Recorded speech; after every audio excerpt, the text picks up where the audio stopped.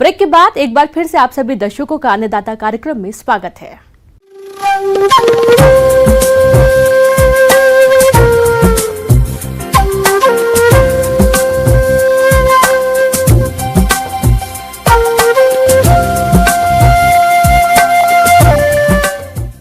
मौसम विभाग की रिपोर्ट पर साप्ताहिक कृषि सलाह इस प्रकार है।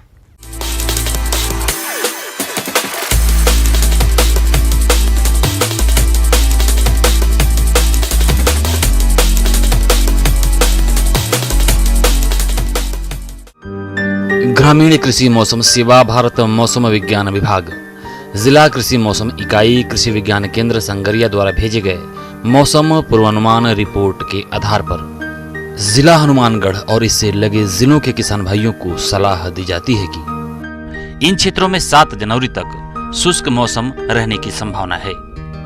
6 और 7 जनवरी को क्षेत्र में आंशिक रूप से बादल छाए रहने का अनुमान है। आगामी 3 दिनों में अधिकतम तापमान 20 डिग्री सेल्सियस और न्यूनतम तापमान 3 डिग्री सेल्सियस रहने का अनुमान है।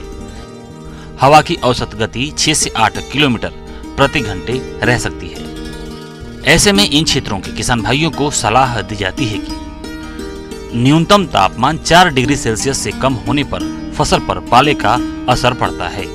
इसके लिए किसान दोपहर के समय जब पत्तियां सूखी हों तो 1 मिलीलीटर गंधक का तेजाब या डाइमिथाइल सल्फो ऑक्साइड प्रति लीटर पानी के हिसाब से घोल बनाकर प्रति बीघा 100 से 125 लीटर घोल का छिड़काव करें। यदि सिंचाई की सुविधा हो तो हल्की सिंचाई की जा सकती है।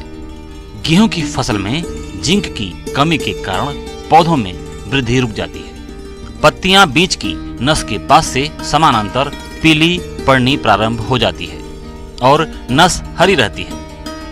यह कमी पौधों में फुटान के समय शुरू की तीसरी अथवा चौथी पत्ती से प्रारंभ होती है। खड़ी फसल में जिंक की कमी के लक्षण प्रकट होने पर 1.5 kilogram zinc sulphate commercial grade एवं 750 ग्राम बुझा हुआ चूना 100 से 125 लीटर पानी में घोलकर प्रति बीघा की दर से छिड़काव करें या चिलेटेड जिंक का प्रयोग 3 ग्राम प्रति लीटर पानी के हिसाब से घोल बनाकर छिड़काव करें। सरसों की फसल में छाछिया रोग के लक्षण शुरू में पौधों की पत्तियों व टहनियों पर मटमैले सफेद चूर्ण के रूप में दिखाई देती है, जो बाद में संपूर्ण पौधे पर फैल जाती है, जिसके कारण पत्तियां पीली होकर झड़ने लगती हैं। लक्षण दिखाई देने पर डाइनोकैप 48 EC दवा की 1 ग्राम मात्रा प्रति लीटर पानी के हिसाब से घोल बनाकर या सल्फर डस्ट 5 किलोग्राम या घुलनशील गंधक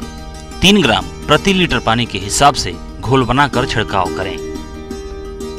जैविक विधि से बोई गई गेहूं की फसल में दीमक की रोकथाम के लिए नीम का तेल 1 लीटर प्रति बीघा के हिसाब से सिंचाई पानी के साथ दें। आलू की फसल में पछेती झुलसा और अगेती झुलसा के लक्षण दिखाई देने पर मैंकोजेब या मेटालेक्जिन और मैंकोजेब के मिश्रण का छिड़काव करें।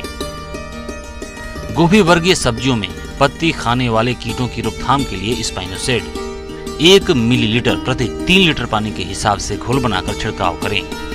कद्दू वर्गीय सब्जियों की अगेती पौधे तैयार करने के लिए बीज को छोटी पॉलीथीन के थैलों में भरकर पॉली घरों में रखें। मटर की फसल में पाउडरी मिल्ड्यू की रोकथाम के लिए प्रति हेक्टेयर 750 मिलीलीटर डाइनोकैप का छिड़काव कर सकते हैं। न्यूनतम तापमान में कमी होने के कारण रात के समय पशुओं को बाहरी हवा से बचाने के लिए शेड में रखें। गुनगुना पानी पिलाएं। ऊर्जा के लिए प्रत्येक पशु को अतिरिक्त 200 से 500 ग्राम दाना खिलाएं। पशुओं के शरीर पर जूट की बोरी से बने कपड़े पहनाएं। दिन के समय पशुओं को धूप में रखें। मुर्गियों के फार्म में धूप के समय दक्षिण दिशा से रंगीन पर्दे को हटाएं। गुनगुना पानी पिलाएं। CRD के लक्षण दिखाई देने पर नजदीकी पशु चिकित्सक की सलाह लें।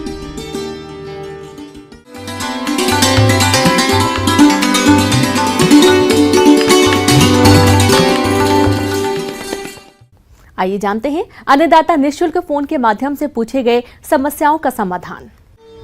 आज के अन्नदाता हेल्पलाइन में जिस प्रश्न को कार्यक्रम में शामिल किया गया है उसे पूछा है गांव रामपुरा, जिला जयपुर के किसान गोवर्धन लाल ने।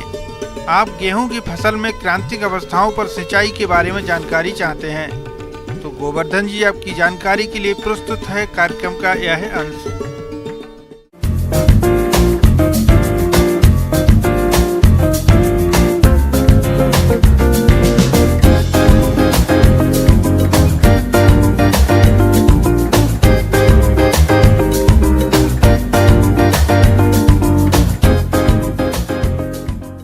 हमारे देश में उगाई जाने वाली खाद्यान्न फसलों में गेहूं का प्रमुख स्थान है। किसान भाइयों, गेहूं की फसल में सिंचाई, जल की उपलब्धता, मिट्टी की किस्म और मौसम इत्यादि पर निर्भर करती है।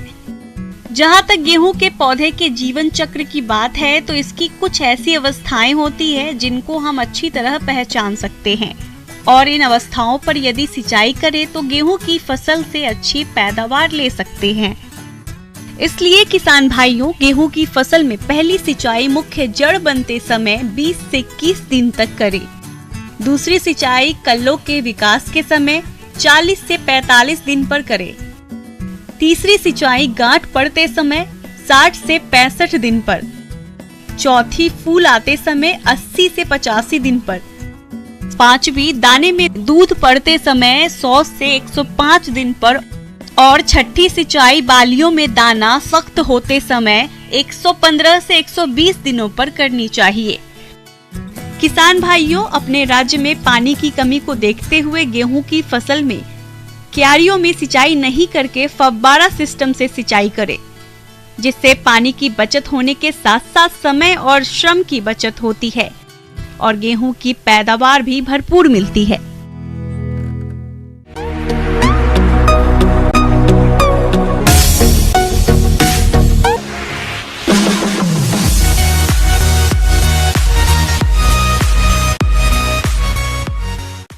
एक नजर डालते हैं राज्य के कुछ मंडियों के प्रमुख फसलों के बाजार भाव पर।